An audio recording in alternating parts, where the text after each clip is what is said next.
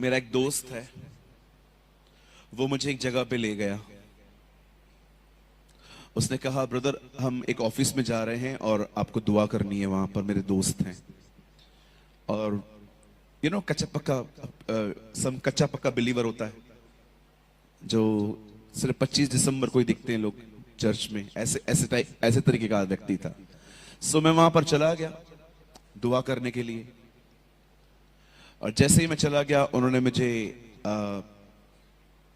हाथ मिलाया, चाय पिलाई, कॉफी भी रखी थी वहां पर, मैंने चाय ली।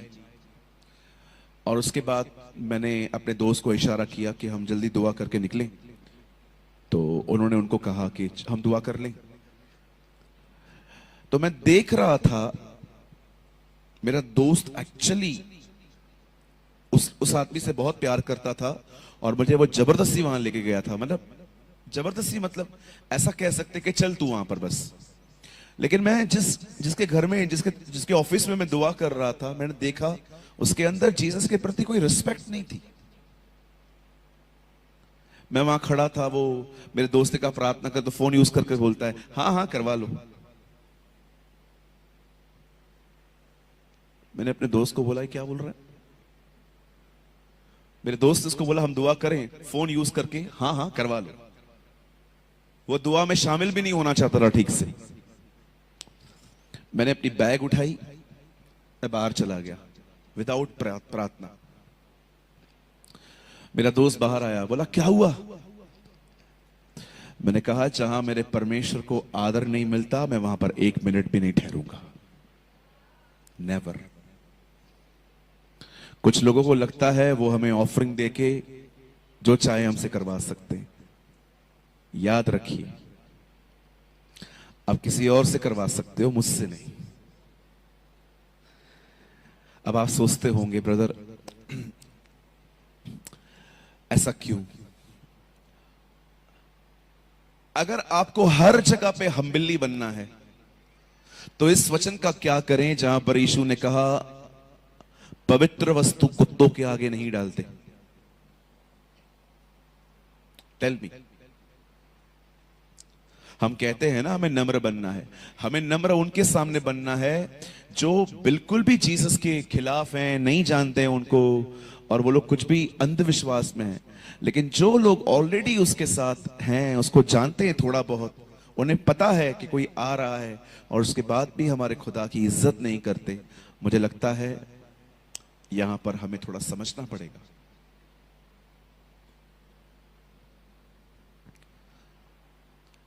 अगर आज हम आदर नहीं करेंगे ना खुदा के कलाम का, कल कोई नहीं करेगा।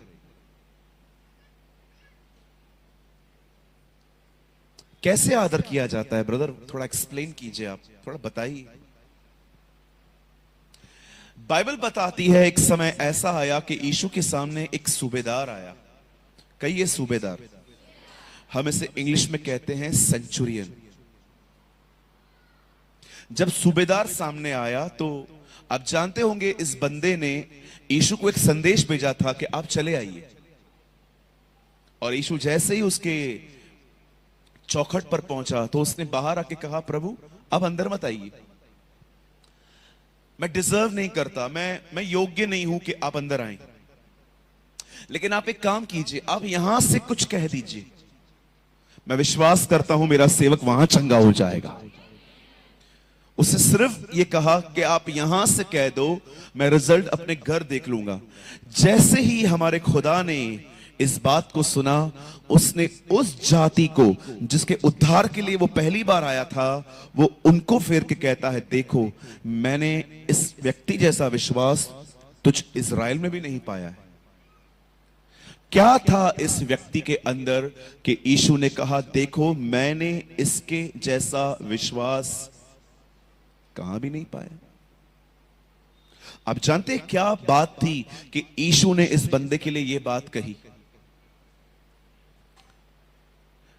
अब वहां पर पढ़िए, वहां लिखा है, वो से कहता है मैं जानता हूं तू जो कहेगा वो होगा, मैं भी पराधीन हूं, एक से कहता हूं आ तो वो आता है, जा। आप जानते हैं इस आदमी ने एक अमेजिंग बात यीशु में जान ली थी। वो जानता था जैसे मैं कुछ कहता हूं मेरी बात मानी जाती है, वैसे ही अगर ये कुछ कह दे तो उसकी बात भी पूरी होती है। अब कितने लोग ये बात देख रहे हैं? ये यीशु है और ये उसके मुंह से निकला गया वचन है। याद रखिए, बहुत लोग यीशु का आदर करते हैं पर यीशु की कही हुई बात का आदर नहीं करते। इस बंदे को देखिए, इसने यीशु से ही, यीशु के जितना ही उसकी कही हुई बात का आदर किया। तू कह दे, उसने विश्वास किया, उसकी रिस्पेक्ट की। आज बहुत लोग हैं वो यीशु का आदर करते हैं, पर क्या आप उसके वचन का आदर करते हैं? उसने क्या कहा? तू कह दे, तू भले मत चल, मैं जानता हूं तेरा वचन तू ही है।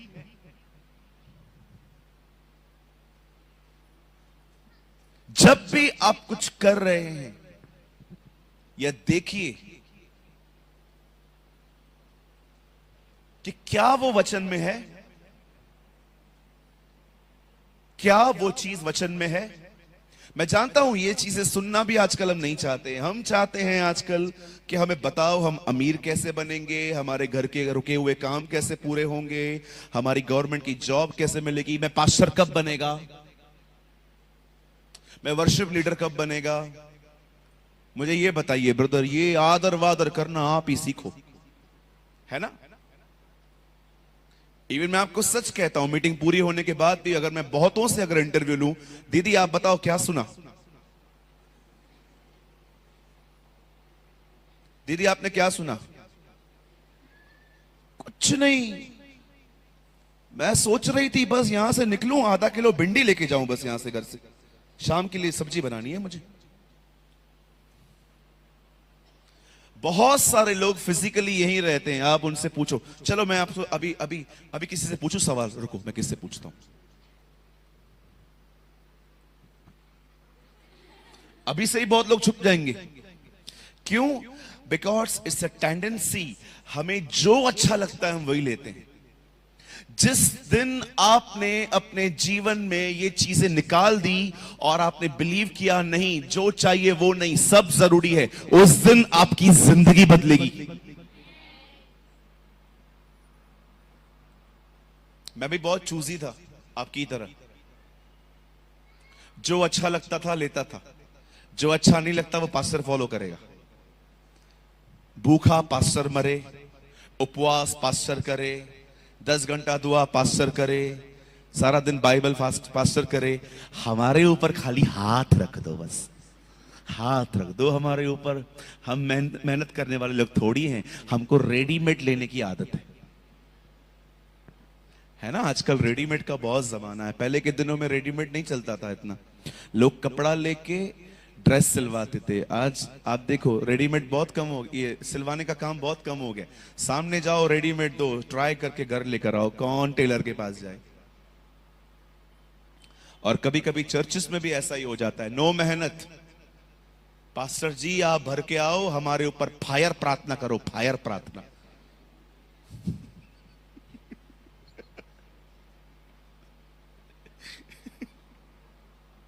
हमारे चर्च में एक बहन आई, उसने बोला मेरे लिए फायर प्रार्थना कर दो, फायर प्रार्थना।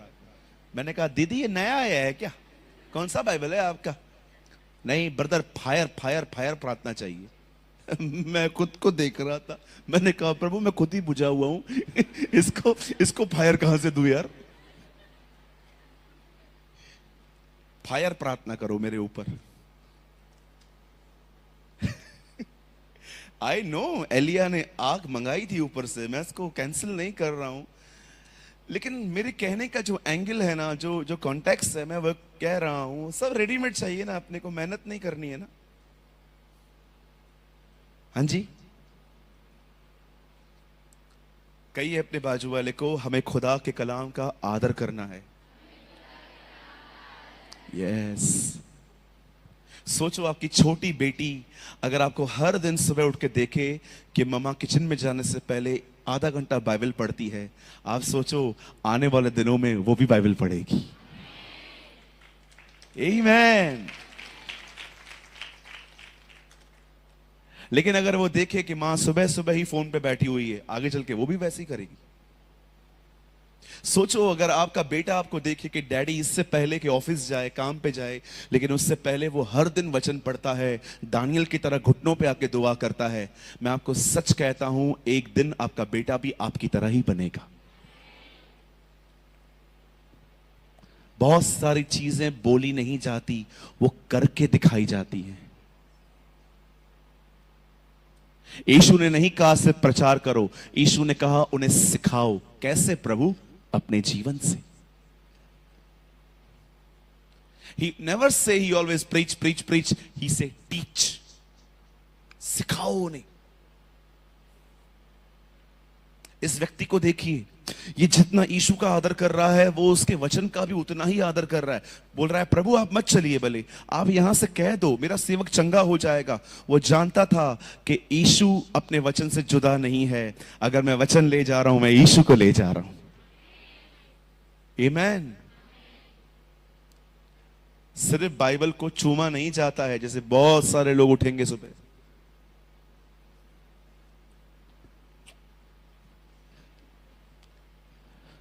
मैं घर में गया, थोड़ी देर मुझे लेटना था, उन्होंने कहा आप लेट जाइए। जहां मैं लेटा था वहां का तकिया थोड़ा अनकंफर्टेबल था, तो मैंने तकिया उठाया, नीचे बाइबल पड़ी थी, तो मैंने कहा इसको नीचे रखा है। बोला हाँ, इससे डायन हमारे करीब नहीं आती है, इससे भूत हमारे करीब नहीं आते, इससे पिशाच हमारे करीब नहीं आते। देखो कैसा कैसा फेथ है आजकल। कुछ लोग चूमते हैं, कुछ लोग तकिए के नीचे रखते हैं, कुछ लोग। एक बार मैं घर में गया, एकदम ऊपर पड़ी हुई थी बाइबल कबाड़ के ऊपर। मैंने कहा ये क्या है? बोला पास्टर ने बोला है ऊंचे स्थानों पर रखो। क्या ऊंचे स्थानों पे? बोला ये सबसे ऊंचा स्थान है हमारे घर का, कबाट।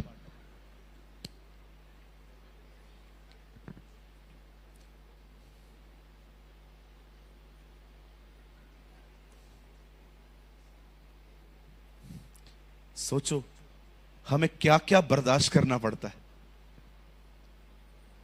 कहीं ये बाइबल ऊपर रखने के लिए नहीं मिला है, चूमने के लिए नहीं मिला है, बोलो तकिए के नीचे रखने के लिए भी नहीं मिला है।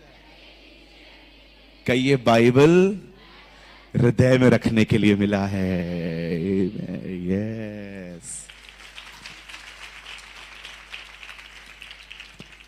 आजकल आप बहुत लोग देखते होंगे गीतों के द्वारा प्रभु से प्रेम करते रहते हैं, सिर्फ हमेशा worship love, no word of God.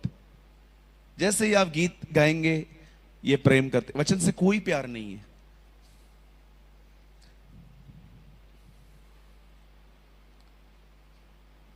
Worship हमारे जीवन का एक खूबसूरत हिस्सा है। मुझे रॉन्ग मत कर, गलत वे में मत लीजिएगा, मैं वर्शिप के बिल्कुल भी खिलाफ नहीं हूं। इवन मुझे पता है कि कल हमने और भाई ने कितना एंजॉय किया यहां पर। आपने देखा मेरे प्रचार में से उन्होंने गीत बना दिया। ऐसे आराधक बहुत कम होते हैं जो आप गाओ और उसमें से ही गीत बना दे। आप सोचो इस वर्शिप के लिए उनको कितना मेरे वचन पे ध्यान देना पड़ा होगा, पॉइंट्स लिखनी पड़ी होंगी। मैं बिल्कुल भी उसके खिलाफ नहीं हूं, लेकिन आपने देखा होगा कुछ लोग वचन नहीं पढ़ते, सिर्फ आराधना के द्वारा प्रभु से प्रेम करने की कोशिश करते हैं। आप याद रखिएगा, दिन में 7 बार स्तुति करने वाला वही लड़का दाऊद ये भी कहता है कि मैंने तेरा वचन अपने दिल में रखा है। आमेन। भले ही वो एक आराधक था, लेकिन उसकी आराधना भी वचन के साथ थी। इसे पढ़िए, इसे नीचे मत रखिए, इसे सिर्फ चूमिए नहीं, इसे दुआ करके पढ़िए। और याद रखिए, सिर्फ पढ़ने से ये आपके दिमाग तक आएगा, लेकिन अगर आपने इसे मनन किया तो ये आपके दिल में उतरेगा। दाऊद कहता है मैंने तेरा वचन अपने दिल में रखा है ताकि मैं गुनाह ना करूं, मैं अपराध ना करूं। आमीन। जितने भी लोग आज को आपको लगता है कि आप बिल्कुल नहीं पढ़ते थे बाइबल, आज से स्टार्ट करो। जो पढ़ते आए थे वो और बढ़ाओ। होशाया में लिखा है, हे पृथ्वी के नम्र लोगों और नम्र बनो, है ना? तो मैं भी यही कहूंगा, हे बाइबल के पढ़ने वालों और बाइबल पढ़ो। चलिए हम स्टार्ट करें। क्या आप सब तैयार हैं? ओके, देखिए ये बच्ची से लेकर लास्ट जो आ, पेड़ के नीचे बैठे हुए हैं, जरा देख लीजिए ऊपर कोई जकई तो नहीं है ना? ओके, सब नीचे ही है ना? ओके, जितने भी लोग यहां पर हैं, मैं बिलीव करता हूं कि खुदा आज इस ग्राउंड पे बैठे हुए हर व्यक्ति से बात करेगा। और आपको एक और चीज कहूं, घमंडियों से अधिक बात करेगा। आमीन। घमंडी का मतलब समझते हैं ना? सिद्ध, मुझे बदलने का जरूरत नहीं है, यही चिन्ह है कि तुझे बदलना चाहिए। राइट? चलिए मेरे साथ खोलिए कुरिन्थियो। Come on, open with me the book of कुरिन्थियो। पहला या दूसरा मैं आपको एक सेकंड में बताता हूं।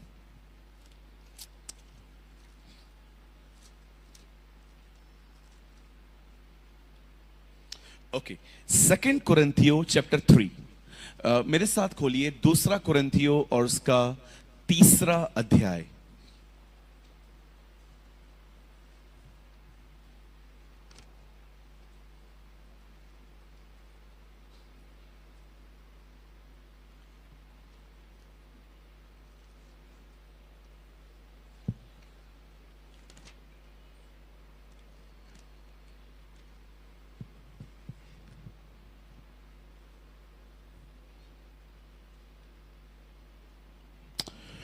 और मैं आपके लिए पढ़ रहा हूं 3 का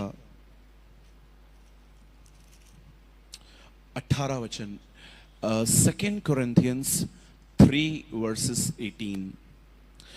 परंतु जब हम सबके उगाड़े चेहरे, बाइबल लाए हैं सब? अगर नहीं है तो बाजू वाले को बोलो दिखाने के लिए। आगे मत देखिए, बाइबल में देखिए सब लोग अपनी अपनी। देखिए मैं जैसे पढ़ रहा हूं वैसा ही है।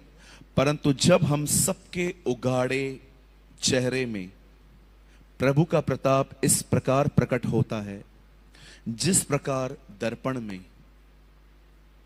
तो प्रभु के द्वारा जो आत्मा है, हम उसके तेजस्वी रूप में अंश अंश करके बदलते जाते हैं। आमीन।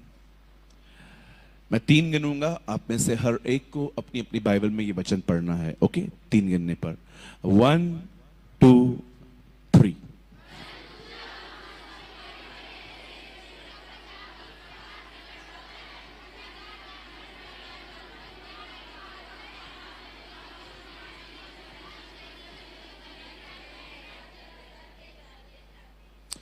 ओके, आइए मैं चाहता हूं, आई होप आप सब वचन के लिए ही आए हैं। ओके, तो वो समय अभी शुरू हो रहा है। आराधना भाई ने बहुत अच्छी की और अब वचन पर ध्यान दीजिए, बड़े ध्यान से सुनिए। अब ये वो वचन है बाइबल का जिसने मेरी जिंदगी बदली थी। ये वो कलाम है खुदा का जिसने मुझे अंदर से चेंज किया है, नॉट जस्ट आउटसाइड।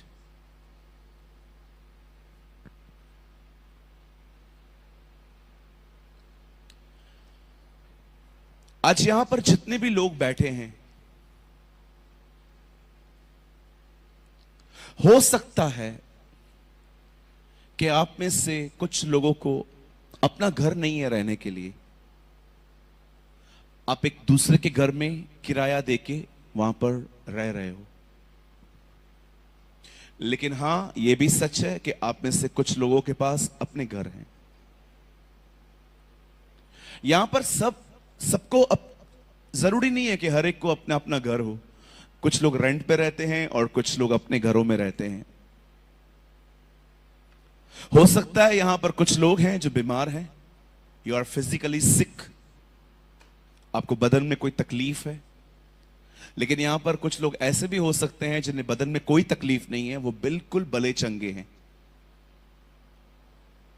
यहां पर कुछ बहनें हो सकती हैं जिन्हें बच्चे हैं, लेकिन कुछ बहनें ऐसी भी हो सकती हैं जिनको डॉक्टर ने कहा है आपको बच्चा नहीं हो सकता।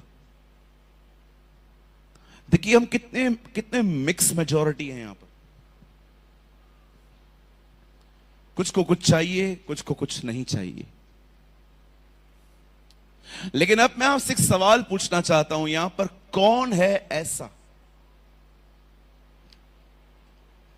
जो ये कहे कि मुझे जिंदगी में बदलाव की अब कोई जरूरत नहीं है, मैं सिद्ध बन चुका हूं? अगर कोई ऐसा है तो अपना हाथ उठाइए। आप जानते हो इन दिनों में सबसे ज्यादा किसे बदलने की जरूरत है? लीडर्स को।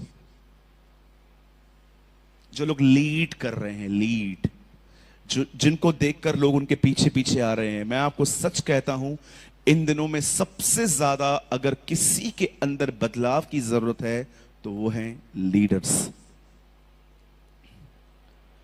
क्योंकि लोगों को सिखाते सिखाते सिखाते हम सीखना ही भूल जाते हैं। हम सिखाने में इतने मशगूल, हम इतने व्यस्त हो जाते हैं कि हम जो कुछ भी बाइबल में पढ़ते हैं वो सिर्फ इसलिए पढ़ते हैं। कई बार, मैं सबकी बात नहीं कर रहा हूं, उनकी जिनको इसकी जरूरत है। कई बार हम बाइबल को पढ़ते पढ़ते पढ़ते इतना व्यस्त हो जाते हैं कि हम हर वचन में से ये देखते हैं कि ये मैं कैसे बता सकता हूं। No sir.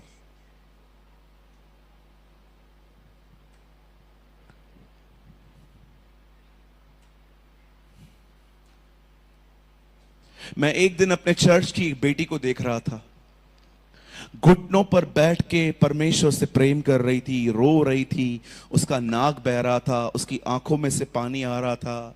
ओ, जब मैंने उसे देखा, मैंने अपनी आत्मा में जान लिया कि ये खुदा से कितना जुड़ी हुई बहन है। मुझे ऐसा लग रहा था कि वो मरियम की तरह उसके अपने आंसुओं से उसके पैर धो रही थी। और जब मैं उसको देख रहा था, आपको पता है, मेरे अंदर कुछ भी नहीं हो रहा था।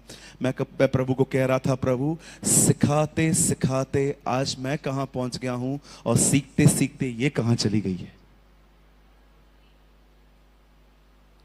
सो मैनी टाइम्स हम जितने भी लोग परमेश्वर की सेवा करते हैं, कभी कभी हम सेवा करते करते हम ये भूल जाते हैं कि सेवा से पहले आराधना है। क्यों बाइबल बताती है उसने तुम्हें याजक और राजा बनाया? याद रखिए, याजक आप उसके लिए हैं, और राजा का मतलब होता है डोमिनियन। जो उसका याजक है वही पृथ्वी पर राज्य करता है। पढ़ा है आपने रेवलेशन में? There is a word in book of revelation, मुकाशवा में लिखा है, प्रकाशित वाक्य में, यीशु ने हमें राजा और याजक बनाया अपने पिता के लिए। याजक क्या करता है? परमेश्वर की सेवा करता है। राजा क्या करता है? पृथ्वी पर राज्य करता है। जो परमेश्वर का याजक है वही इस पृथ्वी पर राज्य भी करता है।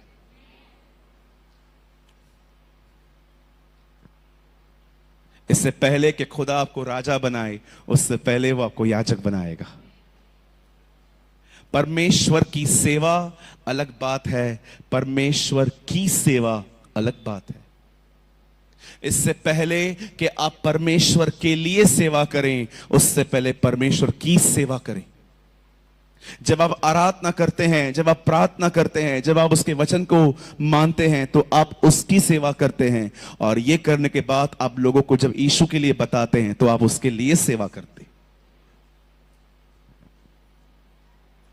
इन दिनों में लीडर्स जो हैं, जो अगुए हैं, उन्हें सबसे ज्यादा सीखने की आवश्यकता है। खुश मत रहिए अगर आपके चर्च में पब्लिक आ रही है, आपके चर्च के अंदर सब कुछ ठीक है। अपनी उन्नति देखिए। आपकी उन्नति आपके कलीसिया की उन्नति है।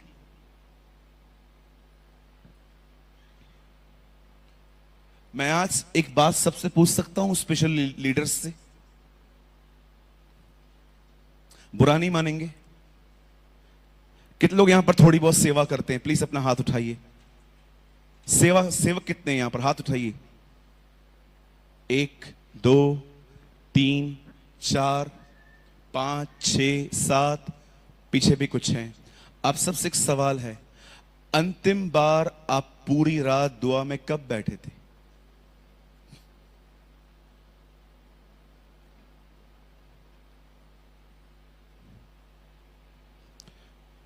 लास्ट टाइम, बैठ जाइए बैठ जाइए, लास्ट टाइम आप पूरी रात दुआ में कब बैठे थे?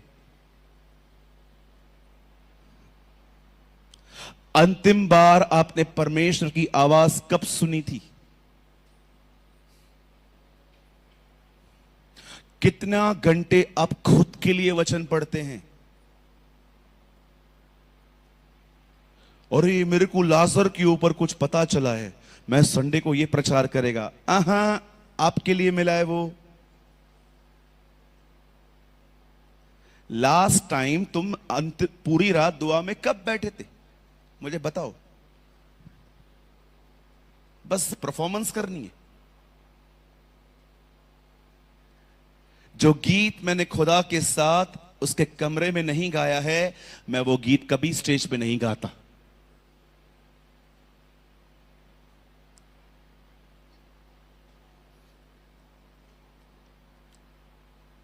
कभी कभी ऐसी सभाओं में लीडर्स जो होते हैं वो सोचते हैं ओ पब्लिक आशीषित हो रही है। वो मीटिंग पब्लिक के लिए नहीं भाई, तेरे लिए रखी गई थी। अरे इतने सारे लोग आ गए, नहीं नहीं नहीं, उनको छोड़ दो, मीटिंग आपके लिए है। ये तो बहुत अच्छे आराधक हैं जो आए हैं। कभी कभी आपको पता है आराधक क्या करते हैं? आराधना करके वचन सुनते ही नहीं है, चले जाते रिफ्रेशमेंट के नाम पे। वचन सुनेंगे ही नहीं, चले जाएंगे, अंदर कमरे में बैठे रहेंगे, ओ मुझे गर्मी हो रही है, गर्मी हो रही है। बाहर तक नहीं आते। They never love word of God.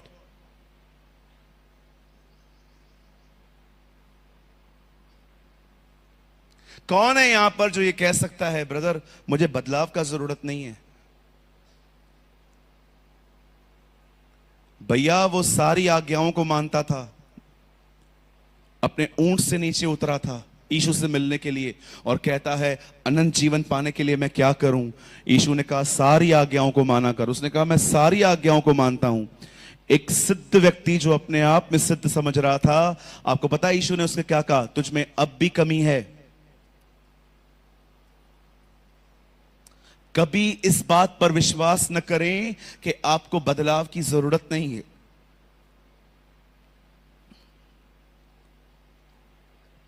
पौलुस कहता है मेरा मन मुझे किसी बात में दोषी नहीं ठहराता, पर इससे मैं निर्दोष नहीं ठहरता। क्यों? क्योंकि मेरा परखने वाला परमेश्वर है।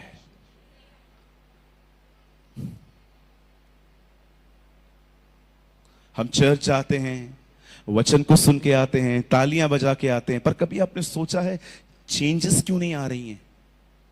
बदलाव क्यों नहीं आ रहा है? मेरा बोलना नम्रता से क्यों नहीं है? क्यों बहनों को देखकर मुझे अशुद्ध ख्याल आते हैं?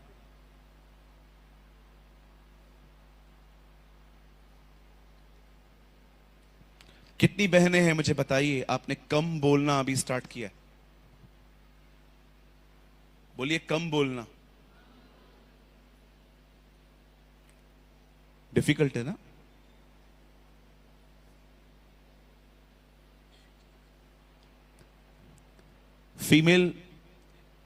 ईमेल कितनी भी तरक्की करे, फीमेल से कभी आगे नहीं जा सकता।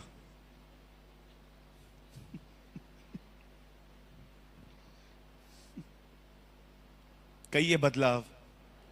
अपने छाती पे हाथ रखिए, कहिए मेरे पीछे मुझे बदलने की जरूरत है। आइए जिन्होंने नहीं रखा है वो भी अपने छाती पे हाथ रख के कहिए मुझे बदलने की जरूरत है। यस ब्रदर, बिलीव करो ब्रदर, सब बदल जाएगा अगर तुम बदल गए तो। Everything will be change if you will be change, your attitude will be change.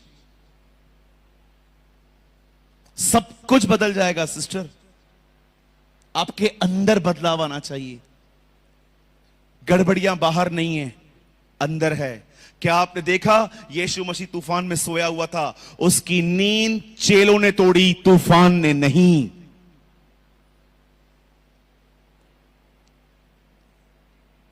जो अंदर से मजबूत होते हैं ना, कोई तूफान उनकी नींद नहीं तोड़ सकता। वो राज्य करने वाले लोग होते हैं। आप में से बहुतों को लगता होगा ब्रदर सब कुछ बिगड़ा हुआ है लाइफ में। बिलीव मी, कुछ भी बिगड़ा हुआ नहीं है, सिर्फ आपको देखने का एक नया दृष्टिकोण चाहिए। एक दिन बाइबल बताती है एक राजा ने यह डिसाइड किया कि वो इजराइल पे अटैक करेंगे। जैसे ही वो वहां पर गया, उसने क्या देखा कि इजराइल के चारों तरफ आर्मी खड़ी है उनकी, और ये लोग वापस आ गए। फिर दोबारा गए, फिर दोबारा क्या देखा, आर्मी खड़ी हुई है। तीसरी बार जाने से पहले उन लोगों ने आपस में डिस्कस की और कहा मुझे लगता है हमारे बीच में कोई इन्फॉर्मर है, कोई गद्दार है जो इजराइल को बता के आता है और ये लोग इसलिए तैयार रहते हैं। तब एक बंदे ने उससे कहा, राजा ऐसा कुछ भी नहीं है, एक्चुअली इजराइल में एक भविष्यवक्ता रहता है एलीशा, खुदा उसे सब बताता है। अब राजा ने कहा एक काम करो, प्रजा को छोड़ो, पहले एलीशा को पकड़ो। और वो सब लोग एलीशा के पीछे जाते हैं। एलीशा सोया हुआ था एक कमरे में, और उसका गहजी नाम का एक सेवक जो उसकी सेवा करता था वो भी वहीं पर था। जैसे गहजी नींद से उठा, उसने क्या देखा कि हम दुश्मनों से गिरे हुए हैं, और बाइबल बताती है उसने एलीशा को कहा, स्वामी उठो, हम मरने जा रहे हैं, ये सब लोग हमारे साथ हैं। आप जानते हो एलीशा ने प्रार्थना नहीं की, हे यहोवा हमारी मदद कर। एलीशा ने प्रार्थना की गहजी से कि वो देख पाए कि मदद ऑलरेडी यही है। He never pray for help. हम लोग बोलते हैं ये खराब है, वो खराब है, ये प्रॉब्लम है, वो प्रॉब्लम है। अरे भैया कुछ भी नहीं है, खुदा साथ में है, सब ठीक है। तुम्हें देखने का एक नया तरीका चाहिए, वो बदलाव के साथ आता है। कुछ लोग तो दुआ ऐसे करते हैं, प्रभु ओ प्रभु मेरे को दे। ये क्या कर क्या रहा है, नीचे क्यों देख रहा है? मुझे लगता है इनको बिलीव है कि ऊपर परमेश्वर नहीं बैठा है, एक खूसट बुड्ढा बैठा हुआ है जो देगा नहीं, उसे छीनना पड़ता है। कुछ लोगों की प्रार्थनाएं इतनी हार्ड, ओ प्रभु ओ प्रभु ओ प्रभु देना, प्रभु देना प्रभु। आप याद रखिए मेरे भाइयों बहनों, एक बहन बहुत दूर से चिल्ला रही थी यीशु की तरफ, ओ प्रभु मेरी बेटी को ठीक कर। यीशु ने क्या कहा, बच्चों की रोटी कुत्तों को नहीं देते। हमारे हर एक वीडियोस का यह पर्पस होता है कि आप हर एक वीडियो से कुछ ना कुछ सीखें। और आपने इस चैनल पे आपने सूरज पिरवानी सर की वीडियोस को देखा, जिनका एक ऑफिशियल चैनल है जीसस इज लाइफ, आपने कभी न कभी जरूर देखा होगा। उनके चैनल पर जो परमेश्वर के प्रति जो परमेश्वर के वचन होते हैं वे बताए जाते हैं, बहुत ही गहराई के साथ बताए जाते हैं, और उनका हर वचन 1 से 1.5 घंटे का होता है। तो मैं भी उनकी वीडियोस को वॉच करता हूँ, देखता हूँ, और उनकी वीडियोस से मैं सीखता हूँ। और जब मैं उनकी वीडियोस को देखता हूं तो मुझे बहुत इंपॉर्टेंट मैसेजेस भी देखने को मिलते हैं, जो कि उन प्रीचेस के बीच में या फिर कहीं बीच में देखने को मिल जाते हैं। तो मैंने सोचा कि उनके वीडियोस से जो इंपॉर्टेंट मैसेजेस हैं मैं आपके साथ शेयर करूं, जो कि 20 मिनट 30 मिनट के होंगे। मैं उनकी 1.5 घंटे 1 घंटे की वीडियोस में से 20 से 30 मिनट की जो इंपॉर्टेंट मैसेज वाली सीरीज है मैं आपके साथ शेयर करता हूं। तो आई होप आपको ये सीरीज अच्छे लगते होंगे, आप इनसे कुछ ना कुछ सीखते होंगे। मैं नहीं कहता कि सूरज पिरवानी सर के 1.5 घंटे की वीडियोस में केवल 20 से 30 मिनट ही इंपॉर्टेंट मैसेज होता है। मैं केवल इतना कहना चाहता हूं कि उनका हर एक वर्ड जो परमेश्वर की ओर से होता है बहुत ही इंपॉर्टेंट है और हमारे जीवन में रोल प्ले करता है। लेकिन हम उन बहुत ही सारे के सारे पॉइंट्स इंपॉर्टेंट है, बट उनसे भी ज्यादा इंपॉर्टेंट जो पॉइंट होता है मैं आपके साथ शेयर करता हूं, और आप इस चैनल पे उन वीडियोस को देखते हो। आप चाहो तो मेरे चैनल पे जाकर काफी सारे वीडियोस देख सकते हो, जो कि सूरज पिरवानी सर के मैसेजेस हैं, जो परमपिता परमेश्वर के वचन हैं, आपको वहां पर देखने को मिल जाएंगे, और बहुत ही गहराई के साथ सूरज पिरवानी सर ने आपके साथ शेयर किया है। मेरी आशा है कि आप ये वीडियोस देखकर ब्लेस होते होंगे, क्योंकि इन वीडियोस पर इस चैनल पर काफी कुछ कमेंट्स आते हैं, जिसमें कुछ लोग कहते हैं, ज्यादा नहीं कहते, बस 1-2 लोग का मैसेज मुझे ऐसा देखने को मिला, वो ऐसा कमेंट करते हैं कि दूसरे के मैसेजेस को कॉपी क्यों करते हो और अपने चैनल पे अपलोड करके उसे अपना बनाते हो, अपना कहते हो। तो मेरा उनको केवल यही रिप्लाई है, क्योंकि परमपिता परमेश्वर का वचन सभी के लिए है, और हमारा काम है परमपिता परमेश्वर के वचनों का प्रसार करना और लोगों तक पहुंचाना, चाहे वो किसी के भी द्वारा कहे गए हो, चाहे वो किसी के द्वारा प्रचार किए गए हो, लेकिन हमें केवल इतना करना है कि हमें उन वचनों को, परमपिता परमेश्वर के जो वचन है, उन्हें लोगों तक पहुंचाना। हमारा केवल यही उद्देश्य है कि परमपिता परमेश्वर का वचनों का किसी न किसी तरीके से प्रचार होना चाहिए। वो चाहे हम खुद प्रचार करें या फिर कोई भी प्रचार करे, अगर हम उन प्रचार को लोगों तक पहुंचा रहे हैं तो इसमें कोई भी गलत बात नहीं है, इसमें कोई भी बुरी बात नहीं है।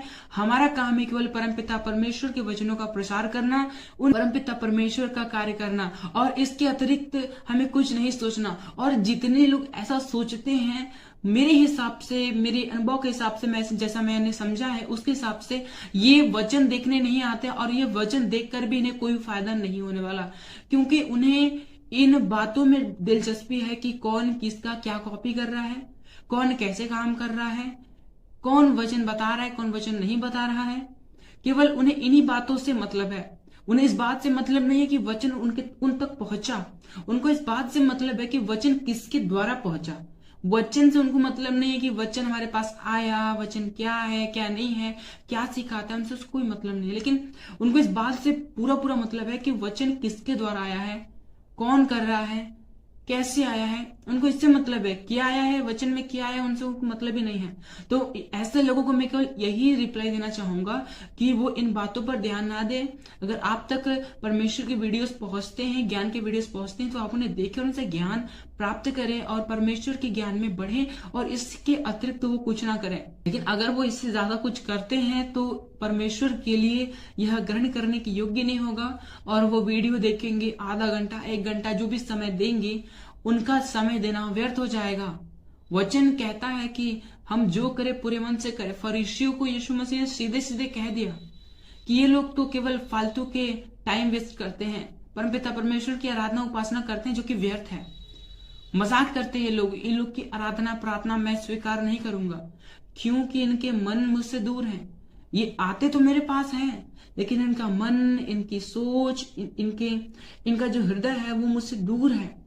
और परमपिता परमेश्वर ने कहा, मन से दीन बनो, मन के शुद्ध बनो। मन मन मन हर जगह परमपिता परमेश्वर ने मन को प्राथमिकता दी है। और जब यीशु मसीह ने कह दिया कि फरीसियों के मन उनसे दूर है, तो वो कैसे परमेश्वर के पास हो सकते हैं, कैसे वो यीशु मसीह के नजदीक हो सकते हैं। इसलिए अगर हमें परमपिता परमेश्वर की उपस्थिति में चलना है, परमपिता परमेश्वर के कार्य को करना है, तो हमें इन बातों पर ध्यान नहीं देना, कौन क्या कर रहा है, कैसे कर रहा है, क्या कर रहा है, इस बात पे ध्यान नहीं देना। हमें इस बात पे ध्यान देना है कि वचन क्या है, वचन क्यों है, वचन कैसे है, मेरे जीवन में वचन कैसे लागू होगा। अगर ये वचन मेरे पास पहुंचा है तो मैं इन वचनों पर कैसे चल सकता हूं, और अगर मैं नहीं चल सकता तो क्यों नहीं चल सकता। फिर जाकर इन सभी रीजंस को दूर करो, और जब रीजंस दूर हो जाएंगे तो फिर आप परमपिता परमेश्वर के वचन में ऑटोमेटिकली ही ग्रोथ करोगे, ऑटोमेटिकली ही बढ़ते जाओगे, और इसमें कोई भी गलत बात नहीं है। सो आई होप आपने इस वीडियो के शेयर किए जाने के पर्पस को आपने समझा होगा। तो आज के वीडियो को हम यहीं तक रखते हैं, मिलते हैं नेक्स्ट वीडियो में आप सभी को। जय मसीह की, प्रेज़ द लॉर्ड।